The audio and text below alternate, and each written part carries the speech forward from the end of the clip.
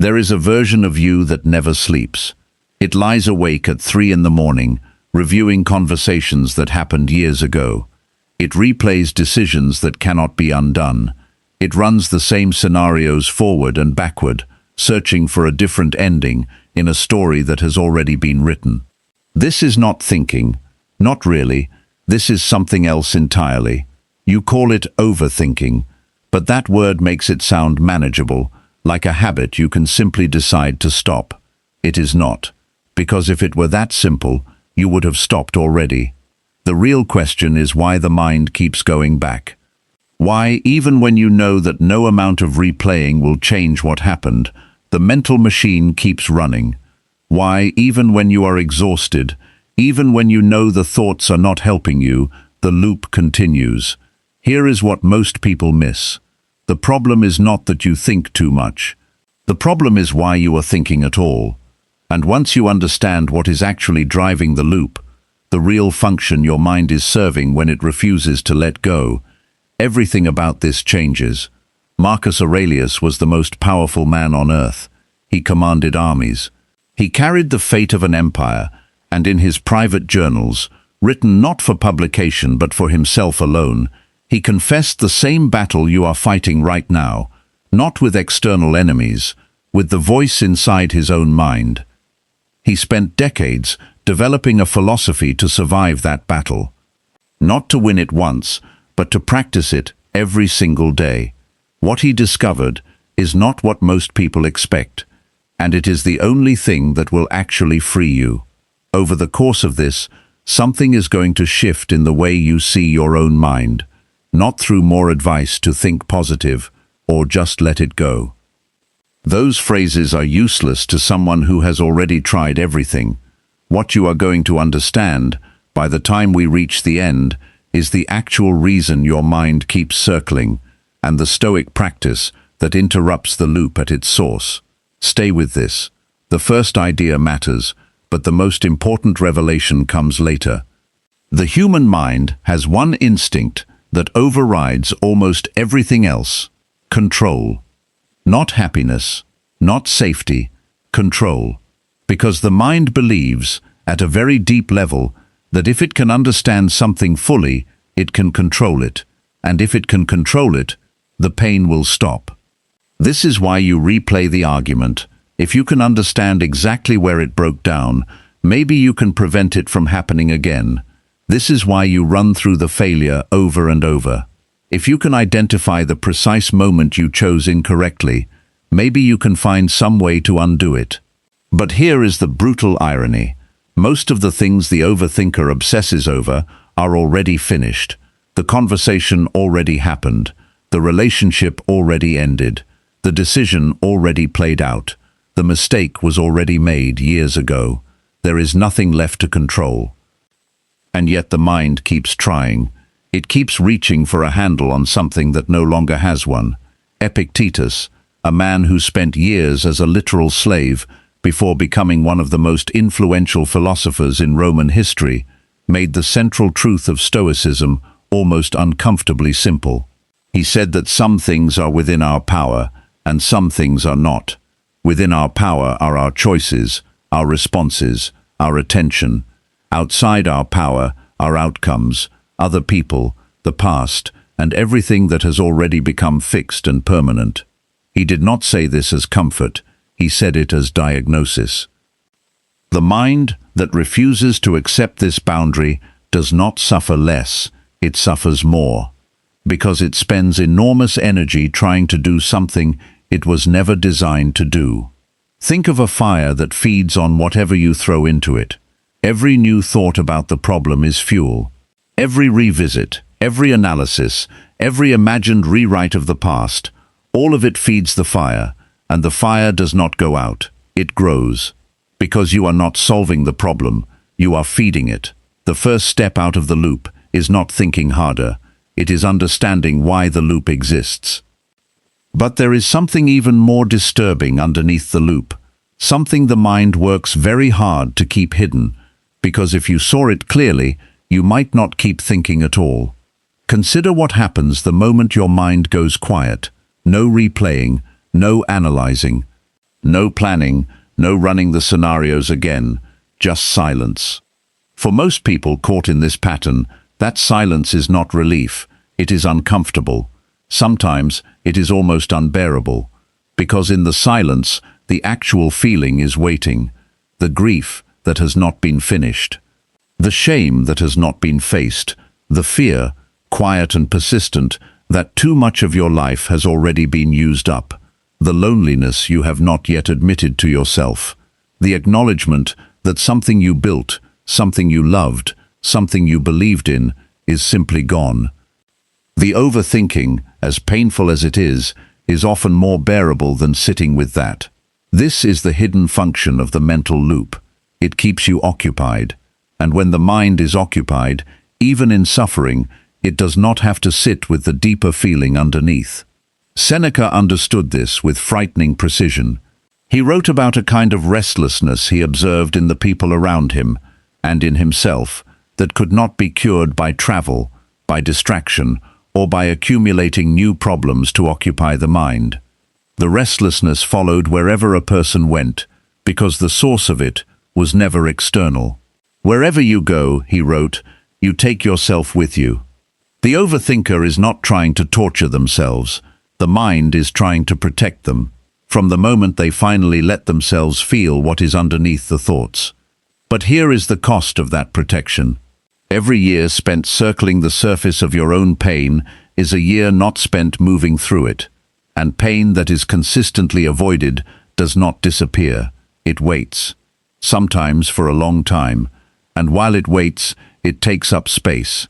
Space that could have been used for rebuilding, for connecting, for living forward. There is a door the overthinking mind refuses to walk through. It is not a pleasant door, but it leads somewhere the loop never will. Here is what must be said plainly, because everything changes once you see it. The problem is not that you think too much. The problem is that you have been trying to think your way through something that cannot be thought through. It has to be moved through, felt, faced, accepted. And that is the work the thinking has been endlessly postponing. Most advice about overthinking treats it as a mechanical problem. Think fewer thoughts. Distract yourself. Stay busy. But none of that addresses why the thoughts keep returning. Because the underlying reality, the loss, the disappointment, the failure, the betrayal, the grief, has never been fully acknowledged. It has only been circled. Marcus Aurelius understood this distinction at a level most people never reach. He did not try to argue himself out of his hardest experiences. He did not pretend they had not happened. He returned, again and again in his private writing, to a single practice. He would describe a situation exactly as it was, stripped of every story he was tempted to tell about it, and then ask one question. What remains within my power?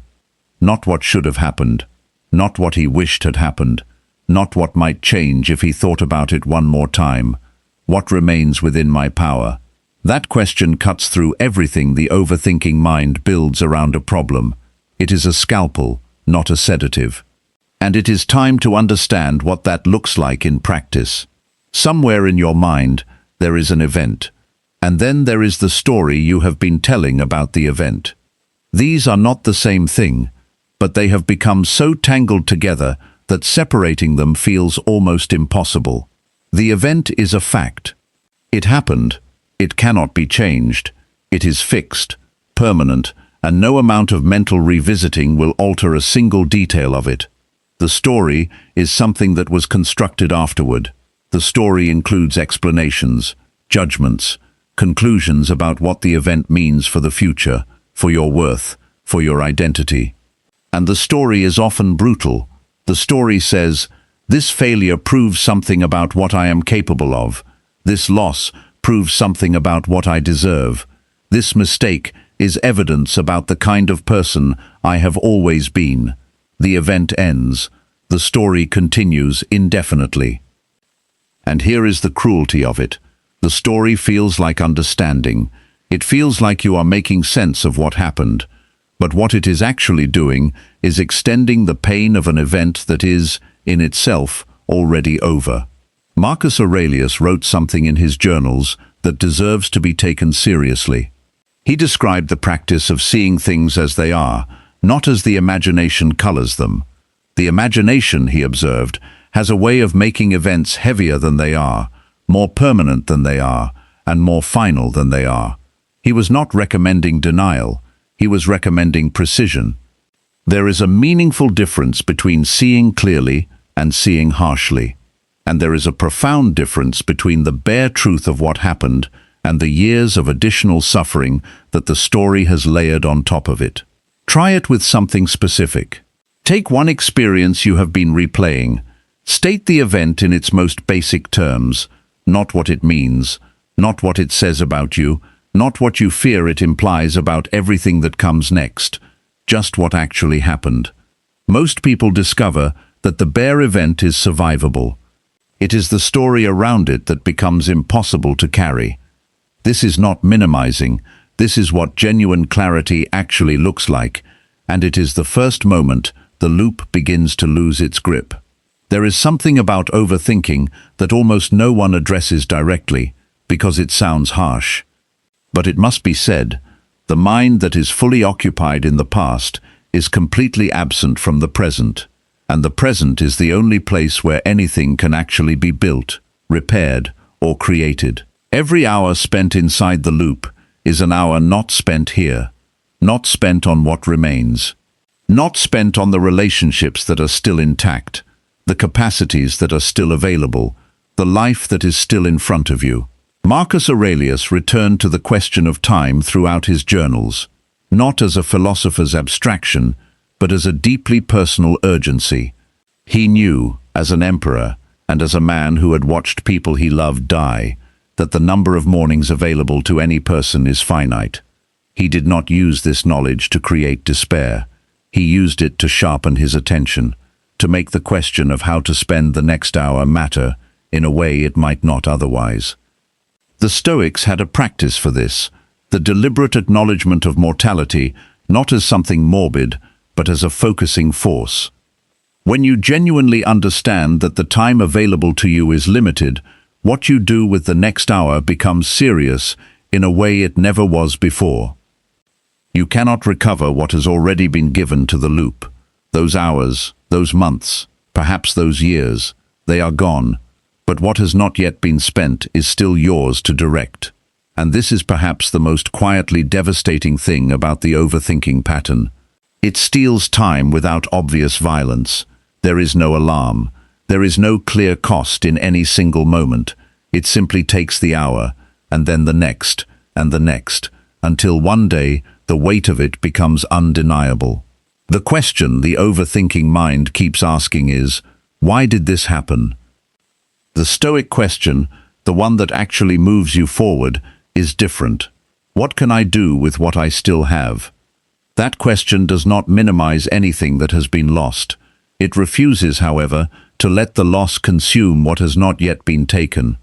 By now, something may have shifted slightly in how you are looking at this, because what appeared at the beginning to be a problem with thinking now looks like something else.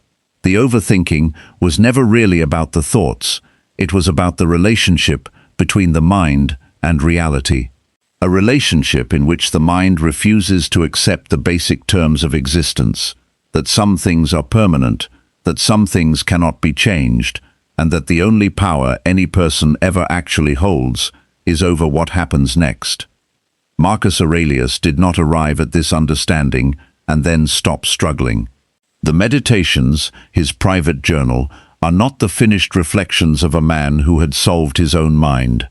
They are the daily repetitions of a man who had to keep returning to the same practice, because the mind has a powerful tendency to drift back into its old patterns. He did not conquer his mind once. He chose, again and again, to return to what was true. And this is the practice. Not a breakthrough moment that frees you forever, not an insight that rewires everything overnight, but a repeated, deliberate return, each time the loop begins, to a single question. What is actually in front of me right now? Not the past, not the imagined version of the future, not the alternate timeline where the decision went differently. What is actually here, in this moment, that can be influenced, shaped, or acted upon? It is a small question. It is almost embarrassingly simple, but it is the exact question the overthinking mind avoids. Because the overthinking mind is never in the present. It is always somewhere else, in what was, or in what might be, or in what should have been. And this question, asked honestly, brings it back. Not permanently, not forever, just here, just now, and then the next moment, and the one after that. At the beginning, the problem appeared to be that you think too much. Now you understand something different. The mind was never the enemy. It was doing what it believed it was designed to do, searching for control in the aftermath of things it could not control, protecting you from a pain you were not yet ready to face, holding on to stories that felt like understanding, but were quietly extending your suffering long past the point the original wound required. The overthinking was not a flaw, it was a coping mechanism that outlived its usefulness. And coping mechanisms that outlive their usefulness do not disappear on their own. They have to be replaced by something more honest, something that can look at what has happened, acknowledge it without turning away, and then, not immediately, not easily, but genuinely, turn its attention forward. You have lost things, perhaps significant things, perhaps things that cannot be recovered. That is real, and it deserves to be acknowledged with the full weight it carries, not thought around, not buried under more analysis, but actually acknowledged. But the past is not the only thing that is real. The present moment is real too. And whatever you still carry with you, the ability to think, to act, to choose, to reach out, to try again, that capacity has not been taken. It is still here. It has been waiting, patiently, behind all the noise. Marcus Aurelius wrote something that sounds simple until you feel how much weight it holds. You have power over your mind, not outside events. Realize this, and you will find strength. Not comfort, strength. There is a difference. Comfort suggests the pain will ease. Strength says that even if it does not ease immediately, you can still move, you can still act, you can still be something more than the sum of what has been taken from you. The loop will start again. The thoughts will return. That is not failure. That is the nature of a mind that has spent a long time in one pattern. The practice is not silence. The practice is the return. Each time the spiral begins, the quiet, deliberate choice to come back to what is actually in front of you. That is the whole practice. It is simple. It is not easy. And it is the only thing that has ever truly worked. Do not wait until you feel ready. The mind does not grant you permission. You take it. Start now. With whatever is in front of you. With whatever still remains. That is enough. It has always been enough. If something in this reached past the noise in your own mind, take a moment before your next thought. That pause, that small, intentional silence, is not emptiness. It is exactly where the work begins. If this is the kind of perspective you want to keep returning to, consider staying close to this channel. The next video continues from here.